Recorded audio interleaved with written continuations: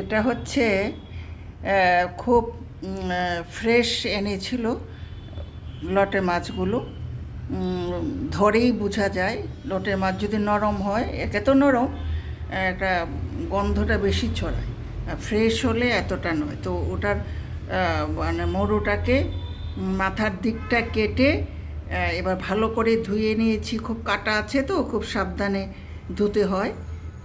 এরপর ওই চালের গুঁড়া, বেসন, এটার মধ্যে নুন, লঙ্কা, একটু ঝাল ঝাল, পেঁয়াজ রসুন বাটা দিয়ে ওই একটু ঘন করে বেসনটার মধ্যে এগুলো সব মেখে নিলাম। মেখে তেলটা লাল করে, খুব একটা তেল না, দিয়ে আঁচ কমিয়ে এপিট ওপিট করে একদম কড়া করে ভেজে নিয়েছি।